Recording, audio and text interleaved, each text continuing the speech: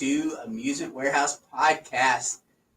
Today's guest, the guy who is the central nervous system for the amusement industry. If it's going on, this guy knows about it. Tommy Coughing. Tommy, welcome. Hi, Ron. How are you? I'm doing great. Your name just comes up in like every conversation about the amusement industry. Talk to somebody, say, "Oh, I was talking to Tommy Coughing the other day," or "Tommy Coughing said this," or "Tommy Coughing thinks that." Okay. You're really plugged in, I would say. Well, I try to be. On top of it. Be in that position. Excuse me.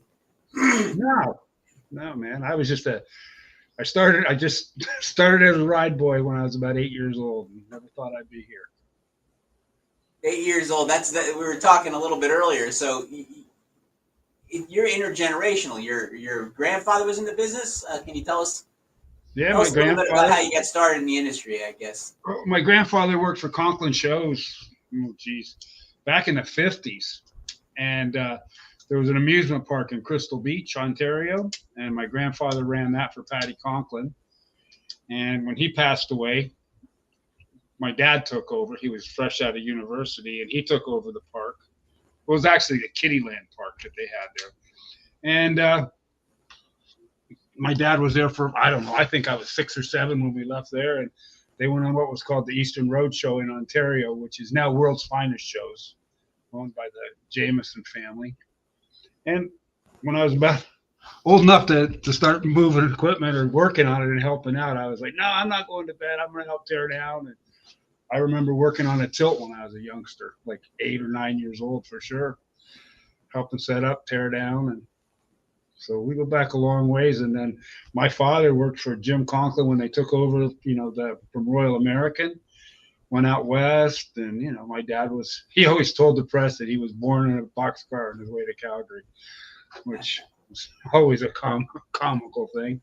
And then, plus I grew up, Conklins lived right around the corner from us. So I grew up with Frank and Trish and Melissa. And Frank and I we talk on the phone every day, 2-3 times a day. And we go hunting together and we hang out a lot.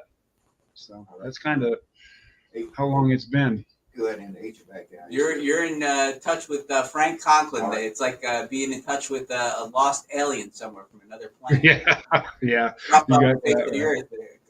No, he's enjoying life. He's got a couple grandkids now. Actually, he's got 4 grandchildren, and he's living in Colorado pretty much all the time. And I think it's Eagle. Oh, he's in Colorado. I think he's in Florida for a while. Yeah, no, he still has property in Florida, but he's out there with the grandkids. That's where he wants to be, and I relate to that. Will he be calling in as a special guest any moment now? Oh yeah, he's. We'll get a lot of conversation there. But see, one thing that has always interested me, and I don't know, where that is in your timeline of your life, but when Royal in Canada, the A circuit is everything. I mean, it's a huge. It's huge. And when Conklin got that from Royal, that must have just been a crazy big thing for the company. Actually, it was crazy because, like I told you, there was the Eastern Road Show part where my father was. And at that time, he got promoted. When they got the A circuit, he got promoted to general manager. And, the show couldn't have had, I'm going to say, 30 rides. And that winter of 1975 and 76, Conklin expanded like huge. And that year, we brought in, there was a lot of independents that came and played up north with us.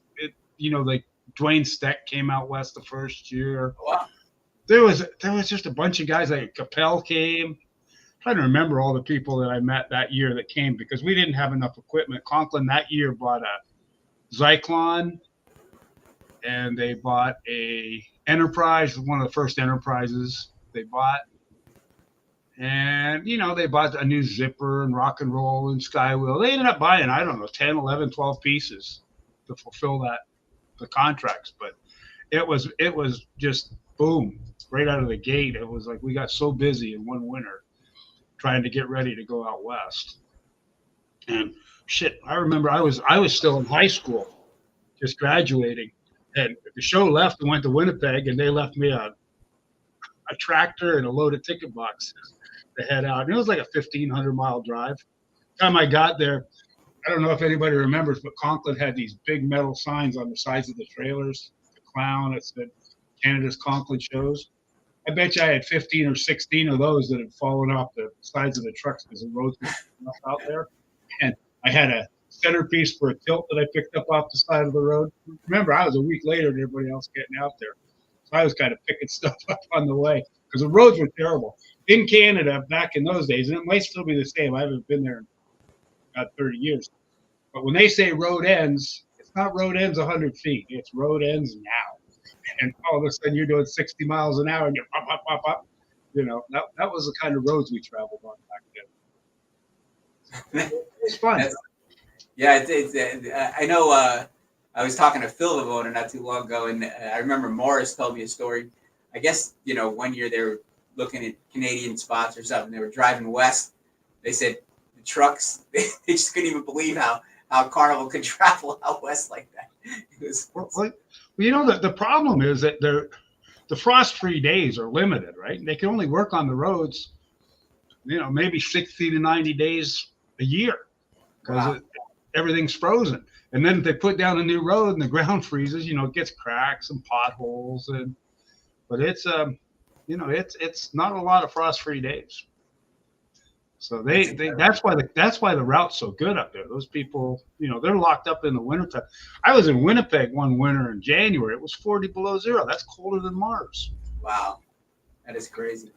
And how was that first year that you played the circuit? Was it a lot of fun? Did you know, it was a lot of fun. It was huge. Edmonton was one of the good ones because it was Klondike days. And so we didn't have to work on a Sunday. They closed on the Sunday so that, you know, day off in between the spot. And we played football against the ride guys against the game guys. You know who won. So, and it was tackle, too. Tackle. Regular football like that. Okay. Yeah. It wasn't tag football. It was like, that was a lot of fun. And there was, you know, we were all young. Like, you know, I think the first year I was at 76. So I was 19 years old the first year we went out. But playing something on that scale must have just been, and it's not like, you know, I'm thinking of an analogy where a American Carnival might get one state fair for the first time and they gear up for it. This is like a whole circuit of major events. I mean, that's just so game changing. I mean, what did you guys have to do to gear up to get ready to do it? I mean, it's well, we all went in there blind. We had no idea. I remember the first night we opened in Winnipeg. Winnipeg used to open the gate at 11 o'clock at night and let everybody in free. So you wouldn't get busy until 11 o'clock at night. You'd still be operating at 3 in the morning. What? And the people was just massive crowds, massive. And like that was our first real bite of the apple, you want to say, because we were all, like I said, we were like, holy shit, what do we do now? And we got the hang of it. And it was just a lot of work, you know, especially you go to Calgary, you open it some days 8 o'clock in the morning and you run till 2 in the morning. And, you know, we always considered it until you had a week to get back to Toronto. So you had some time off, you know, not time off, but you had some downtime where you could rest a little bit. And then Toronto was a 21-day fair at that time. Same thing. Toronto was included in the A circuit at the time? Well, Conklin already had. Conklin already had Toronto. Okay, so it fit right into the route. We would finish up in Regina and bounce back to the CNE, and you know, it was adventurous. You know, and some of the trucks and the equipment that we moved the show with back then, we were like dinosaurs. It was manpower mostly. In the 70s. I'm sure guys from Royal American could say the same thing. It was manpower. Wow, that must have been quite the experience. It was great. Getting that for the first time and doing that for the first time. I guess in a way, when they bought out Conklin, I guess some of those people experienced it for the first time too. At least some of it. Oh yeah, and you know, and still like they've got, I don't know. I think they have it a little bit easier than what we had. I mean, they're not moving as big of equipment as we used to move. Like those. We had a Jetstar 2 out there. We had we had the Dutch wheel that, you know, you had to move, which is back then you didn't have the equipment to move that stuff. Like I said, it was all manpower, so Right. it was a lot of work. And Name, I think they have time between Winnipeg and Calgary, which is 800 miles apart. We used to close there Monday and open on Thursday, and it was tough, but it was, we were young, so it was very cool. And they said I had a lot of fun. We played some spots too, like after the second year out west.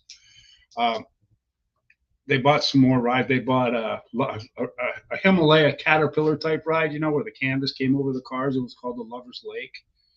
And we had a Monster, and of course we had the Wheel. We had a huge Mack Music Express. I think we had six. We had the Zyklon. We had 6 or 7 rides the Wheel, and we had like 52 trailers. And we would book in with Art Fraser into Albuquerque, New Mexico, and then from Albuquerque we played the Arizona State Fair in Phoenix. And then after that was over, we'd go back to winter quarters in Texas, Rockport, and then we'd open up in San Antonio in February at the stock show. And then I would take some rides. We'd go to Miami and play the Dade County Youth Fair with the Magic Midway at that time. And then we'd go from there back to San Antonio, and then we'd go from there to Spokane, Washington to Portland, Oregon, and then from Portland we'd go back to Winnipeg and start all over. And as a 19, 20-year-old kid, it was a blast. I can't hear you. Ron?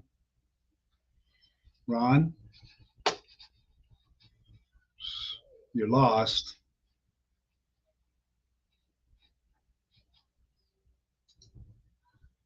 I've lost you. I think we're unmuted now. There you are. Was there ever any doubt that you were going to be in the business, Tommy? That you're going to be? No, none at all. My mother used to get so mad at my dad because she wanted me to go to university and all this and that. And I knew what I wanted to do from the time I was 12 years old. This is what I wanted to do, and that's what I did. I wasn't getting out. My brother's in it too. My brother's kind of like the GM over on Drew Exposition. Oh, nice. He's moving the carnival. He's been there for, I don't know. I'd say this is his 4th year. But my dad, when he left Conklin, he went over with Fernandez in Hawaii, and he was there for like 10 years. And that's where my brother grew up. My brother's a lot younger than I am. But that's a nice gig. Yeah, I used to go over every Christmas and say, "Hey, I like it here." What's that big red thing in the sky? Sun. Yeah. No, why is there no white stuff on the ground? I enjoyed going over there. Really did. That's awesome. That's great. So you were always a ride guy? You always want to be in the ride side of things, never games or food or? No, never in the games. Was in the management part. I was a ride soup when Conklin bought Degler. I became, I don't know, I can't remember how old I was, maybe 20, 21. I was the ride soup on the Magic Midway. And we only did it 1 year, and then they folded the show, and that was it. And then I ended up staying with Degler because Degler ended up with the route, so I stayed with them for a while. Then I bounced back to Conklin in the early 80s. And that's when we had the double loop roller coaster. And, I helped rack that. Actually, I racked all the trailers. I did all the welding and racked all that stuff. And it was 26 trailers, one ride. That was counting the load with the crane on it. So did you kind of gravitate towards the more spectacular, the harder rides when you were, especially when you were younger at first? What are some of the cool rides that you moved? What did you like to move or hate to move? The coasters were the best thing. Like I owned a Zyklon for a while. I owned a Flitzer for a while. That was when I was with Degler. When I went back with Conklin, I was moving the Galaxy coaster, which is like a Zyklon but bigger. And I did that for 13 years. And like I said, and helped the double loop out a lot. But I did like the big stuff. Moved the Huss Pirate. Moved like I said, the gondola wheel. That we were the first ones in North America to have it. I was just a punk kid moving that thing for Conklin. I thought I was king shit, So that's a Dutch wheel, right? You're saying? Yeah, it was made by Bakker Denny's in Holland. It's exactly the same wheel that Ride-Off removes on the orange unit. And it's what's funny is everybody wanted to get rid of them because they were too hard to move.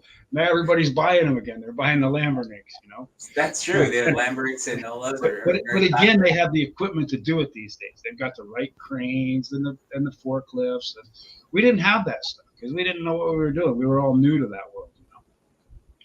How long did it take you to set something like that up?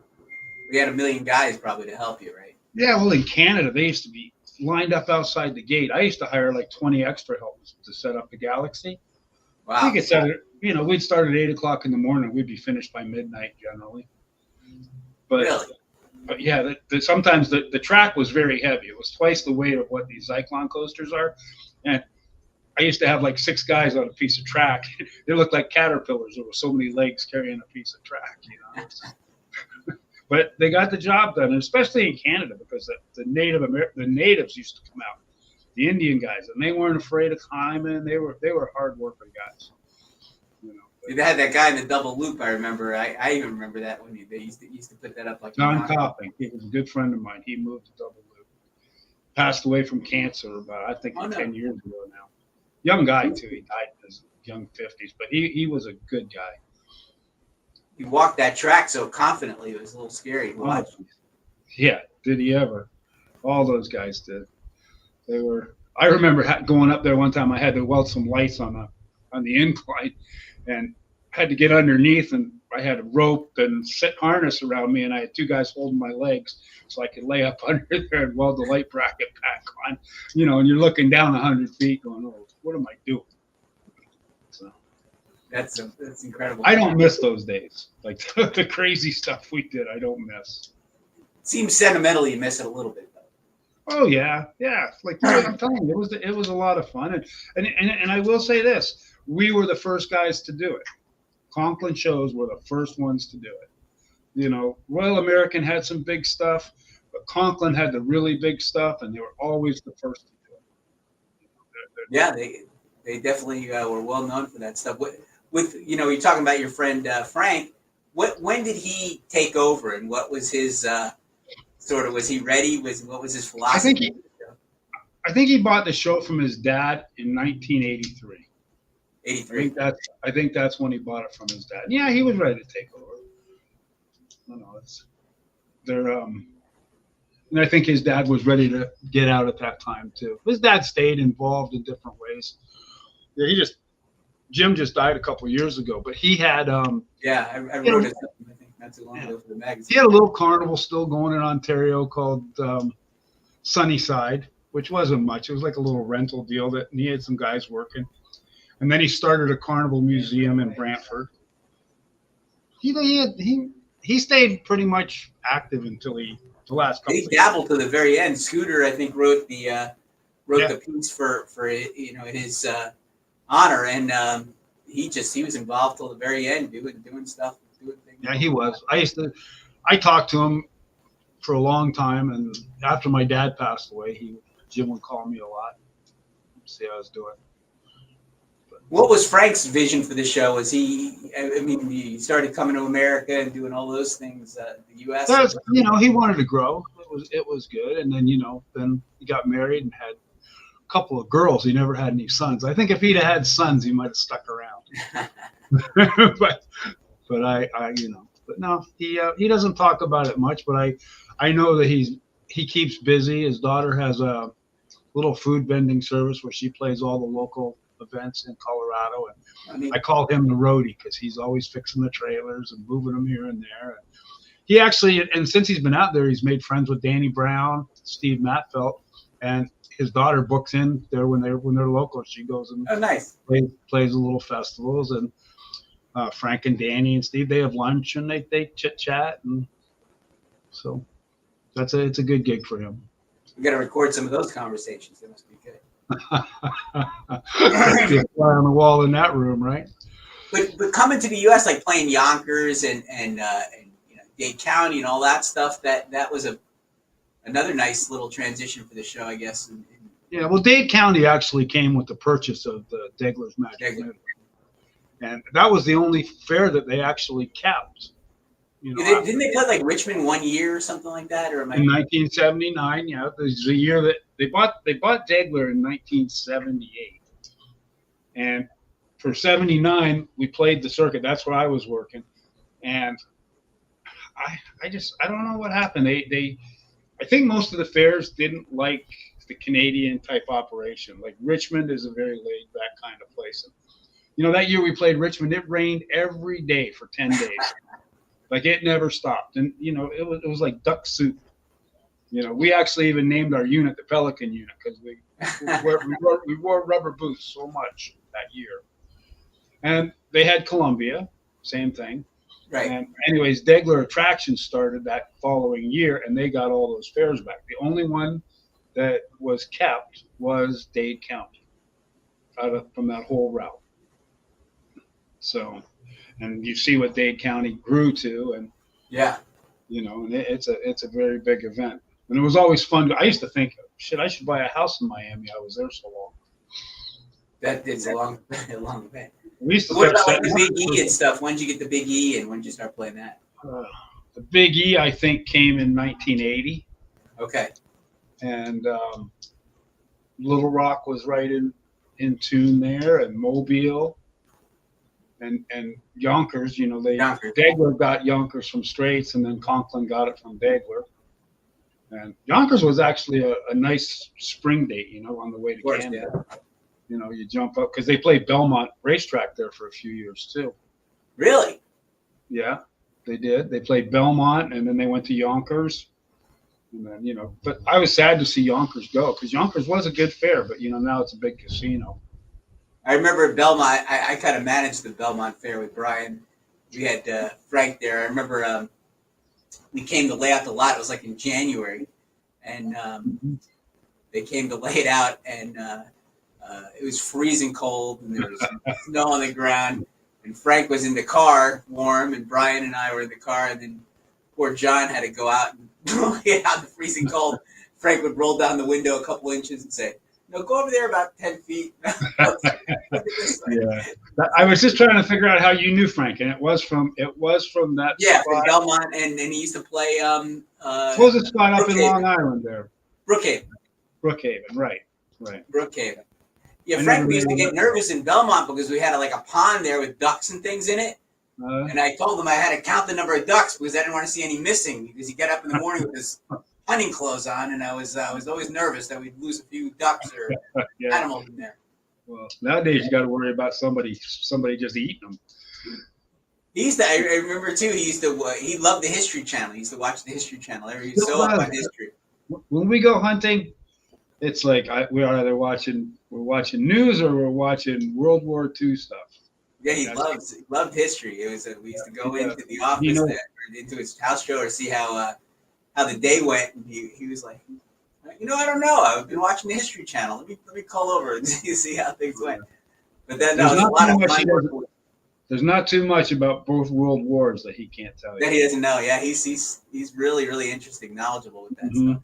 Yes, we had a good time though with the whole team there because they brought in the big slide. I think the slide was delivered to Brookhaven. Actually, that was the first spot it played, I believe. Yeah, the Cosmont slide. Yes, it was. That was an interesting. I remember Yonkers a couple times being freezing cold on Memorial Weekend too. It could definitely get cold in the spring, no question about it. So after the whole Conklin thing or the whole ride thing, when did you start doing your whole thing with usedrides.com? Well, I had a shop in West Palm Beach. Jimmy Lee and I'm sure you remember Jimmy Lee. I remember Jimmy Lee. I haven't heard that name in a long, long time. Yeah. Well, him and his wife had a fiberglass shop. They bought all those fiberglass molds from Roberts back late 80s maybe, and they were making all that stuff for the Alan Herschel centers, and they were building little fun houses and stuff. And anyways, I went in with them in the building they were in, and I started a welding business, and I was rebuilding rides there and stuff. I found out real quick it's hard to get paid rebuilding rides. Anyways, I moved out of there and I was working at home in Florida, in Palm City, where we lived. I don't know, same thing happened. I couldn't, people, you do the work for the people, you lay out all your money, and it was like springtime. Oh, we don't have the money. Can we send it to you later? No, I can't do that. And it just was an uncomfortable situation. So Jerry Barber, who had Venture Rise at Sunbelt Capital, he had called me and asked me if I wanted to come up and sell used rides. And I said, I don't know. So anyways, I flew up, looked around, but man, I like the South Carolina area. Greenville's real nice. And anyways, that's how I ended up here. And that was 25 years ago this month. Is that right? Seems like yesterday, but This yeah, month, 25 years. It really does. What and by that time you were off the road, you decided you had enough of the. Yeah, I got off the road in '97. I said, I just couldn't. I didn't want to do it anymore. The pay one price was killing me as an independent because I owned 4 rides of my own. Right. Plus, I worked. When I was around Conklin, I worked for them. When I was around Degler, I worked for them. And the pay one price, there just wasn't anything left. By the time you pay your insurance and and I know what POP is as a independent, and I just said I can't do this anymore. So that's when I went and opened the welding business, and truthfully, I probably netted more money welding than I did, but welding and not getting paid, you're still yeah, and I probably made and you didn't have the stress, and plus my daughter, she was 10 at the time, and it was time she was in the Degler School Academy, and I just felt like it was time to put her in school, like a real. They had a nice school, Degler. They were one of the first ones. Sure, they did. Yeah, and I forget the lady's name that ran that school, but she was really passionate. Linda Brewer. Linda Brewer, that's right. Yep, she was super passionate about the kids and doing things, and they had a nice school. They built that nice schoolhouse. And yeah, it was great, and the kids all they were on that Abeka system, and every one of those kids that ever went to that school turned out with a good education. Even when I brought my daughter back to put her in school, just from the Abeka system, she was a year ahead of anybody else in the school. It was a very good system. I think everybody uses it now. I think there's a lot of schools around. Mm-hmm. They're all in the same. It's important to have a good teacher too, and I know she was great. Yeah. So going with Jerry, what was his vision for usedrides.com? He saw there's a lot of used equipment out there and a lot of opportunities for. I'm not real sure what Jerry saw. I know that Sunbelt Capital had a lot of people that didn't pay, and so the yard filled up with people would say, "Well, here, take this ride and sell it and pay my debt, pay my dad." And so we had shit. It was like the Walmart of carnival shopping here for a while. The yard was just full of equipment, and people used to come here every week and buy stuff, and and it just that lasted about 10 years, and then pretty much the bad debt went away, and we didn't need the yard anymore. And like a lot of the older equipment, like there was stuff there that we had a scrap guy come in, and we scrapped a lot of junk rides. They were beyond repair. Just send them to the scrap. Why'd the bad debt go away? Did you have like a plan for that, or it just natural? Yeah, because people, insurance got tougher, regulations got tougher. So the guys that were having a tough time, they finally gave up, and that's pretty much what happened. And it was a good thing for our industry actually, because there was some stuff out there that never should have been riding people. It used to come in here to the yard, and I just used to shake my head, going, "Oh my Lord, how did this thing ever run?" I don't know. So you're saying that was 10 years in, so that was 15 years ago, give or take.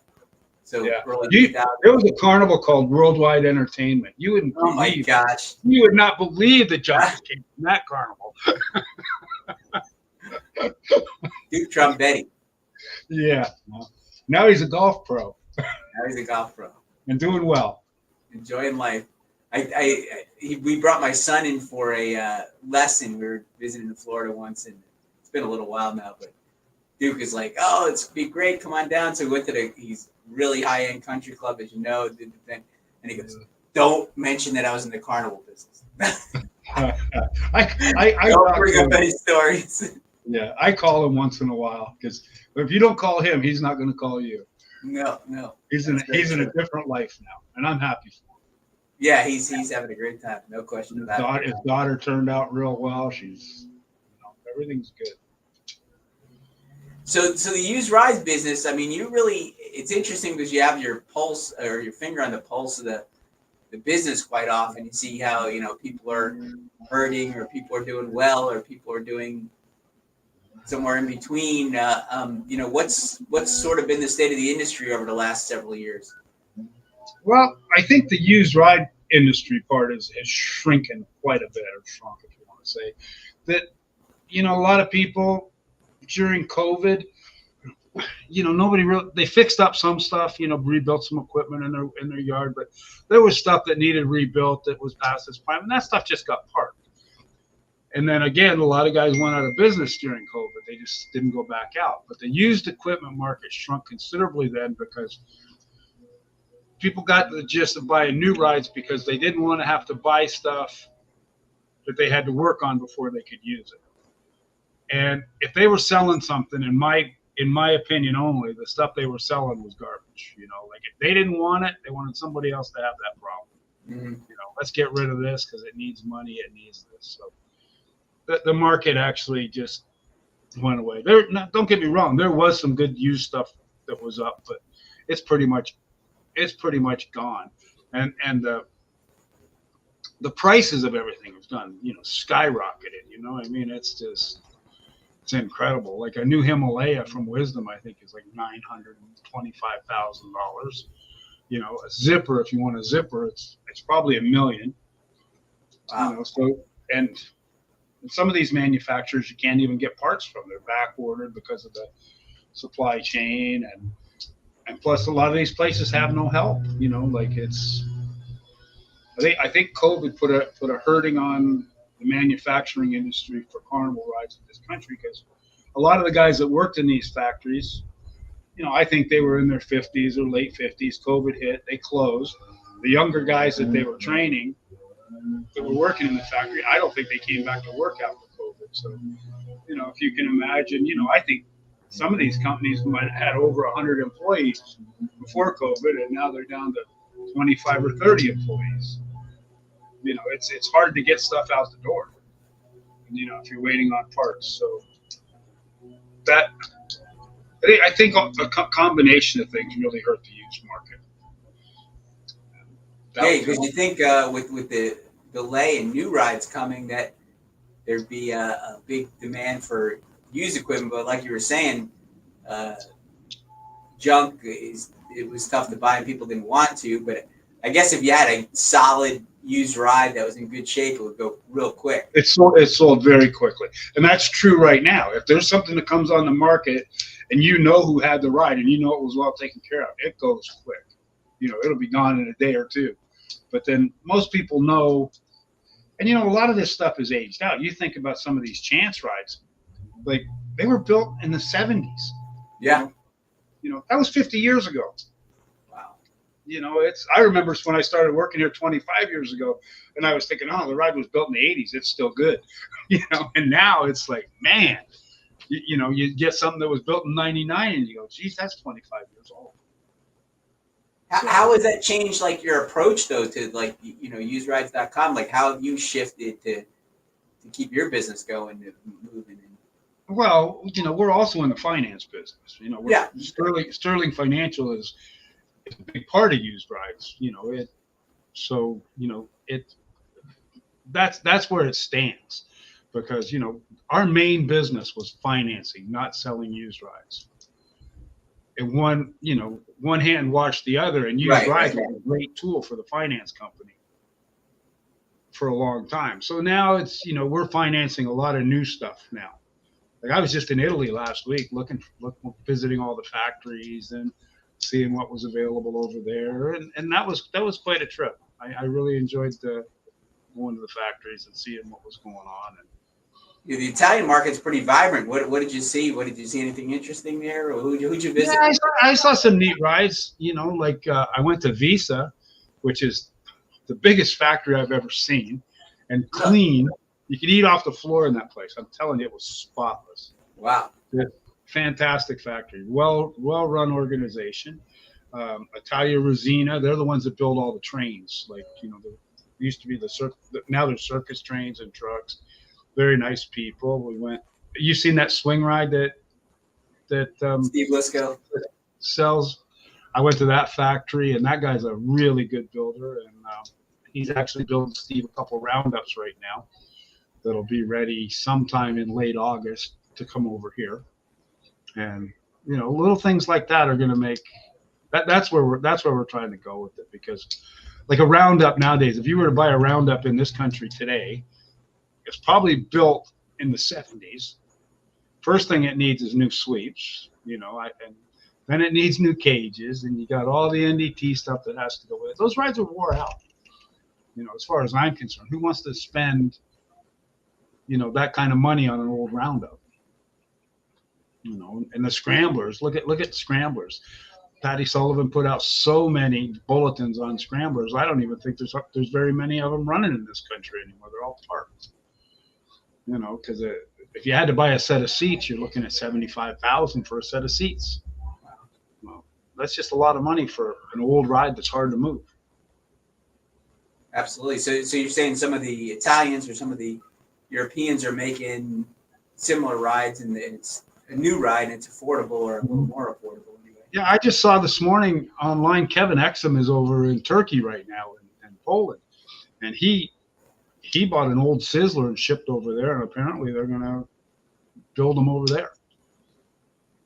Because labor's still cheap, I guess. And I haven't been to Turkey or the Czech, but I do a lot of business with Irina in the Czech Republic. I mean, we were just going through our stuff this morning. I've got probably 5 elephants on order and 4 of those dragon coasters from Jungmax that are all in stages of being built and ready to come over here, hopefully by the end of the year.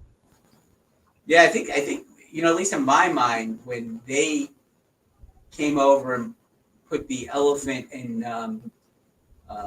Gibtown, that whatever year that was, I forget. It's been a little while, but it just seemed to explode because people bought so many. Oh yeah. Well, the price was great at that time. At that time, the price of that ride was $225.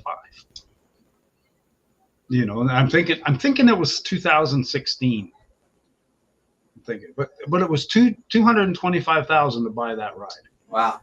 And that's why everybody jumped all over it. Well, now the price is up. I think the price is $320. No, it's a little more than that. It's $340, because with a teacup mounted on the same trailer, it's like $420. But still pretty affordable for compared to. Sure. Well, with the teacup, it's 2 rides on one trailer, and that's a big issue also. Yeah, there was a couple of companies that came maybe the year before, but they just had a booth and they didn't put the ride up. But when they brought that elephant and they put it up, I think it was who had that first one, the Cumberland Valley or somebody.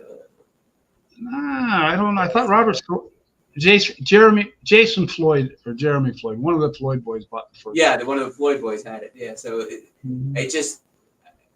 Having the ride there is so much different, I guess. Like Steve did too with the swing. You had the ride there.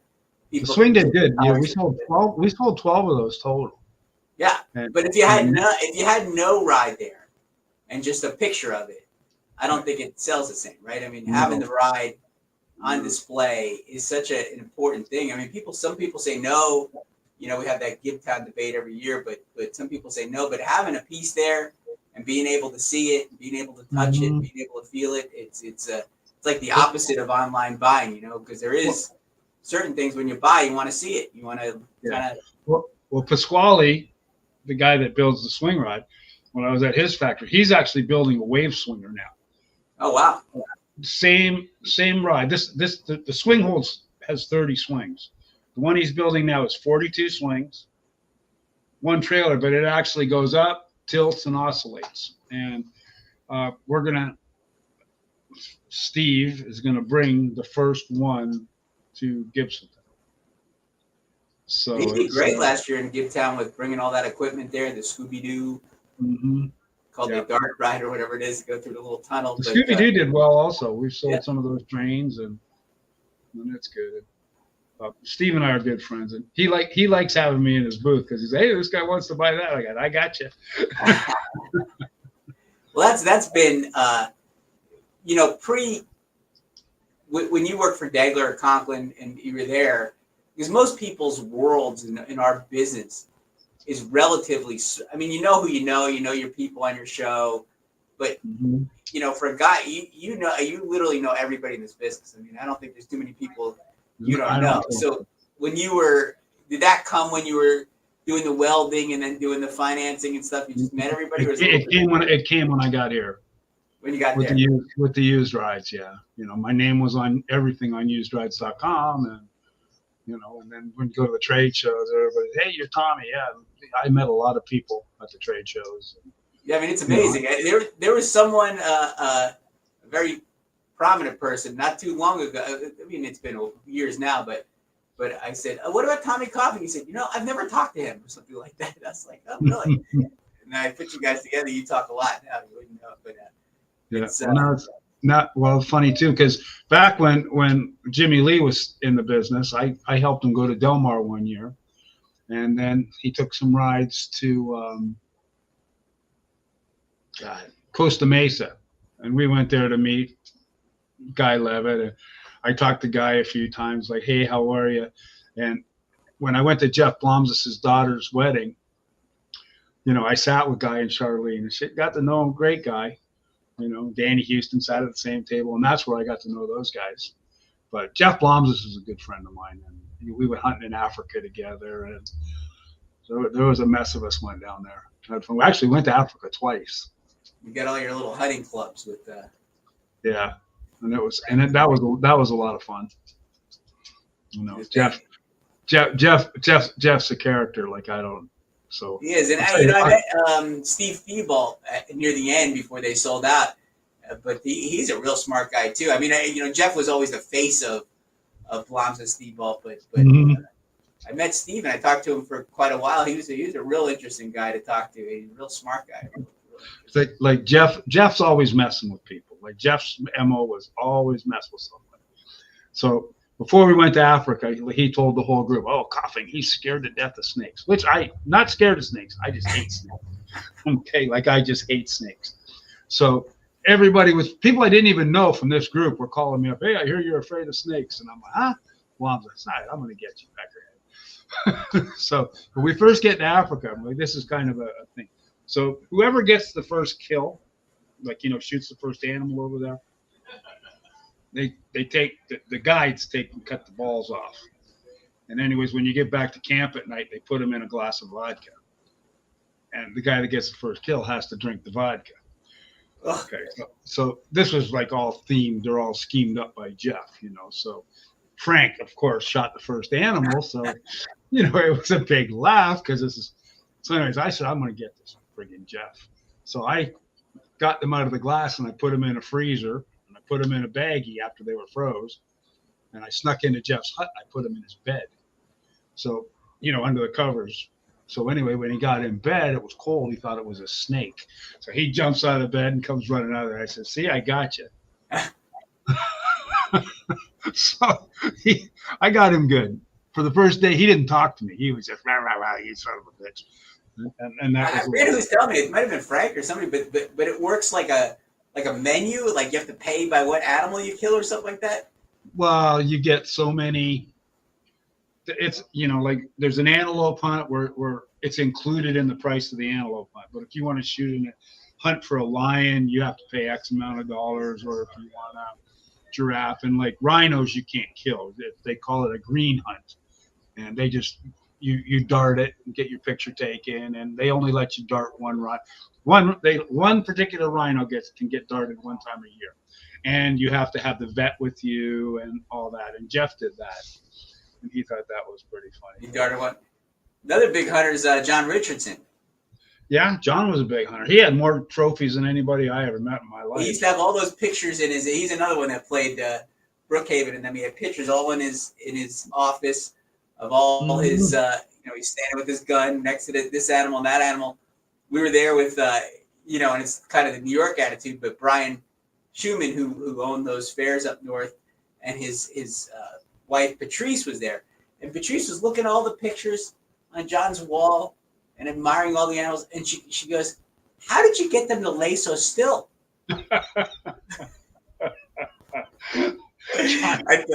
I thought John was gonna fall out of his chair laughing. And he's not a guy, he's like, his emotions are very thin there. So, but he laughed like I never saw him laugh before. It was hysterical. Yeah, if you can get John to smile, that had to be funny. Yes, I used to say because I'd work with him and I couldn't tell if he's like happy or sad. I was like, John, if you're happy, hold up one finger, and if you're sad, hold up two fingers, so I know what you're feeling. I can only imagine a conversation with him and Frank Conklin. Yeah, exactly. And Ed and I can think of a couple others that did too. Yeah, Frank. I remember Frank was I think Dominic Favone and somebody else was walking around. I think it was Dade County Youth Fair. They said something else. They said, "Now, Frank's not going to say two words to you the whole time they go around the thing." Dominic, it's like, or whoever else was with them was like, "You're right. He didn't say anything." I think Dominic knew him a little more well. When we were kids, like I'm talking, pre 16 years old. I mean, we were friends, like we always hung together and whatever. Yeah. But conversations were limited. Even then he didn't speak. Oh yeah, no, it was just he had a girlfriend, I had a girlfriend. Actually, he dated my sister for quite a while, and so he was always at the house, and but he same thing, man, a few words his whole life. But if he gets on a subject he likes, he can really have a big conversation. He's very interesting too, and his wealth of knowledge and history and stuff like that's really fascinating if you can get him. Well, nowadays, if you want to, you start talking about grandkids, and he'll chime right up. We're having a special Amusement Warehouse grandkid episode coming up. Maybe he'll. Are you really? Maybe he'll do that. So, what do you think of the future of the industry? How are things looking? Are the carnivals looking good? People say we lost a lot of carnivals during the pandemic. Is that necessarily true that we have a net loss? Because I don't know. I know we lost. I think the loss was the guys that were just hanging on anyways. Right, getting ready to retire. I know a couple like up in Connecticut that they were going to retire in 3 years, but they just kind of moved it up a little bit or something like that. The ones that were strong and did everything right, they're still here and they're still going to be here. And and I always, my theory has always been people need entertainment. Like we saw the carnival business fade a little bit. I'm going to say in the 90s because they were building all these malls, they had all the interactive stuff. Yeah, there was more entertainment than just going to the carnival. Jeff Blum used to say the casinos were hurting. The casinos, but I don't think amusement parks have ever hurt the carnival industry. I don't believe they have. I mean, people still work around Orlando and jam pack. Absolutely, yeah. And do well. It's the same in Tampa, the state fair. That it's all good. Richmond, Virginia, right? Richmond, Virginia, the Virginia State Fair is right across the street from Six Flags. Yep. The fair still does very, very well. Very well. So the strong guys, they're in a position, they're going to keep going. They can, they've done the things right. They've kept up with the foreign labor. They've kept up with their insurance. They're on the ball with their paperwork, their inspections. They don't go through grief. And it's all. And I always put it down to it's how you budget your business. You've got X for this, X for that, X for this. There's a lot of people that take an X that should go here and they put it over here with Y and go have fun. And that is a hindrance. You have to keep this equipment in good shape. You have to put money back into it. You just have to. But we've had quite a few carnivals start up too since the pandemic, or small. There's a few little guys that have started up. There's a carnival up in I believe it's Iowa. Scott Amusements, Rob Scott and his brother up there. They got a little show, but they love the business, and I don't know what they did before, but I see them in Gibtown, and Rob, he's I joined the OABA. He really enjoys it. He likes the crowd and nice people. People. And you can see it too but like in Gibtown with is it AMD? Is it manufacturer in Iowa or someplace there? ADM. Yeah. I was transposing it. But he does blockbuster business. A lot of guys buy, those. Because it's good rental equipment. good rental equipment. Yeah. You know, you can set it up in a half an hour, and yeah. And good rides for a smaller show that can get up and down real quick. You know, you see how well he does. It's like, and the little concessions too, the little game or the little ride or the little, they've been around for a long time. It used to be Fiberglass International, and you know, Brian Woodkey owns the company, and they do sell a lot of equipment. Yeah, no, they do great, but like you said, with some of the prices you were throwing out before, you know, between that or paying, you know, whatever, $150,000 or $200,000 for a smaller piece, you know, it's kind of a no-brainer. Some guys are like, you know what, we'll throw a couple of these on the midway instead of, you know, spending $1 million on something. It makes sense. No, I just financed a ride for a guy named John Cope that he bought one of those ballistic swing rides. He's got a little show in Canada, and you know, decent guy. I've known John since it's Canadian guys. I've known them all, and I know people they know, and there's not many carnivals left in Canada. You know, there's probably 7 or 8 big ones up there. That's it. 7 or 8 big ones. Well, how many were there? Were there's a lot more at one time? Yeah, there used to be a few little guys. Yeah.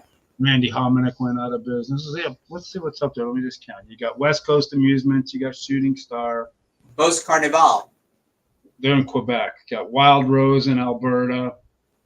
You've got select shows and Canuck shows in Manitoba. You know, Ontario. Oh, you got Wonder shows also in Manitoba. 6. You've got Albion. You got Robertson. Canada. You're talking yourself out of your theory here. There's like 12. That's a lot of carnivals for Canada. I mean, yeah, there's like 12. And the U.S., you know, with some guys coming into the industry, I don't know. I mean, I wonder. You hear these, like, you know, some people say, oh, COVID thinned out the business. There's a lot less shows now operating than there were. I don't know. I don't see it that starkly anyway, unless I'm out of my mind. Well, I do think there's a lot less because, you know, I had customers a few years ago from Nebraska and Kansas, even in Iowa, and I'm going back a few years. But these guys were people, community people, that they couldn't get a carnival because the carnivals were disappearing in their area. These guys would actually buy some of that old. I sold a lot of the old equipment that was here to them, and they would take it. And you know, they only play a 5 or 6 day fair. But the community would get involved with rebuilding the ride. You had the machine shop, you had the welding shop, you had the electricians, you know, and they actually bought a lot of stuff back then. And I believe they're still cooking, but they're not portable guys, because those little portable guys that used to work those areas, they disappeared. You know, I think the one thing I have observed very starkly is that guys are a lot smarter about what they do and where they go post-pandemic. You know, guys used to go, oh yeah, we'll try this, or we'll jump over there, or we'll go over here. You know, and it's anecdotal, but I see a lot of guys go, you know, we're not going to take that chance this time. We're not going to do this. We're not going to go there unless we get a guarantee. You know that. Well, the guarantee thing's great, but you think about it. You got a fair, and I'm not going to mention any names, but they'll tell a carnival, oh, we grossed $400,000 last year, you know, in 5 days. Well, and your experience in the carnival business back when you had Worldwide, you must have gone through the same thing. And you go there with your whole carnival, and turns out the gross is like $80,000. Yeah, exactly. And you know what's left, but I mean it's like, okay, so a lot of you just can't do that, and carnival guys are realizing it now that you know, and the astronomical percentages that our industry pays to these people, you know, it's ridiculous. Like, how do you go someplace, gross 100,000 and give the fair 40%? Yeah, no, you can't.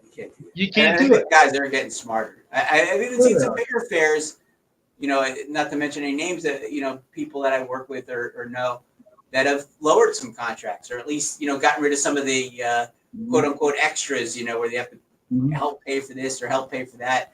Because, you know, the percentage is one thing, but then sometimes like, oh, give us a few bucks for improvements, or give us a few bucks for security, or give us a few, you know, the fair's got to step up too. And you know, and the fairs realize that they want quality. You know, it's not just quantity of rides. Like, they want quality. They need somebody that's as a good operator. They're not going to have breakdowns, and God forbid they're not going to have accidents. Yeah. And you know, and if if a fair wants that kind of a carnival, then they got to give these guys a break, because we all know who the great professionals in this industry are and the way that they operate, and they're a safe company. We know that. But the fair's actually got to give them a break, especially with the economy the way it is and the cost of fuel. They need to cut them some slack, and I think a lot of them are cutting them some slack. Yeah, and I think the fairs, some fairs, have to be less. I'm going to use a word that might be a little controversial, but lazy, in the sense that they need to do more to bring people there, and not just kind of sit back and say, well, the carnival will bring everybody in. They need to have the entertainment. They need to have their gate admission needs to be justified. If I never rode a ride, my gate admission, I should have enough fun just from doing whatever it is that they have at the fair without riding a ride, because that's what the gate admission should justify. But for a while it was like they were slacking on some of these smaller fairs or some of these county fairs were slacking on their entertainment. It was just it was basically a cover charge to go on the carnival, which is that's it. And the cover, and what's in there, nothing. Right. It's a big thing. It's not a part. These fairs want to look at it like it's a partnership, but they don't give their 50% work. Yeah, there are definitely a lot of fairs that way. We used to have a county fair we played back in the day. They literally they charge whatever $6 or $7 or $8 to get in. They had a puppet show. That was what they had for entertainment. It was free from the local church. And that was all they had. And they were like, you need to bring another ride, or you need to do something else. Or what are your goals for next year? I said, our goals are to lower the per capita ride spending, because I want you to bring more people that don't go on the rides, because you have something here that they're coming to see, on its own. But what are you going to do? Barry Jameson's favorite story is and actually I was at a fair that I played as a kid on the Eastern Roadshow, and I went to visit Barry in Ontario, and and we're talking, and the fair manager comes over to him, and I'm standing there, and he says, "What new ride you got for me this year?" And Barry just kind of grumbles, and him and I did the cordial thing with the fair manager. Barry looks over and he says, "These guys haven't even painted an effing barn in 30 years, and they want to know what I'm bringing them new." Exactly. Exactly. I was with Phil Vivona actually one time down in Charleston. We were eating at a restaurant, and I just started the business, and the owner of the restaurant came up to him and said, "Hey, do you have some passes, Phil?" And he said, "No, I don't think I have any on me." And I knew he did. And so when she left, I said, "Why'd you do that?" She goes, "I've been eating at this restaurant for 10 years, and she never gave me 5 cents off the bill, but she comes and asks me for tickets all the time." So it's exactly. It's crazy. And I feel funny when a carnival comes around here. My grandkids will want to go, or my nieces and nephews, and I ask, but they're happy to give it to you. They really. Yeah, I usually call. Like Morris Favona plays around here. Morris is a great friend of mine. And Dominic plays around here. Drew plays around here.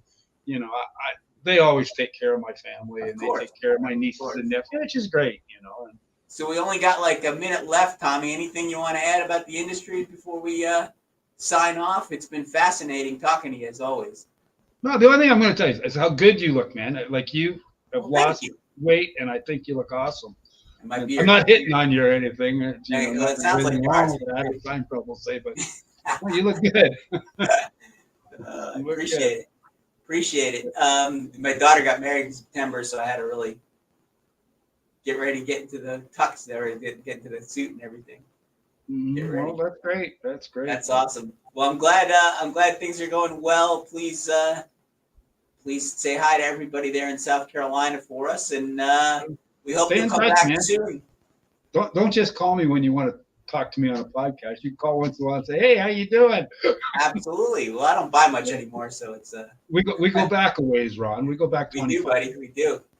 So. Great talking to you. Thank you so much, and thanks for the your life's mission should be convincing Frank to come on. I'll make that my life's mission, and I'll probably croak, and I'll croak tomorrow trying to do it. Tell him it's a hunting/history podcast.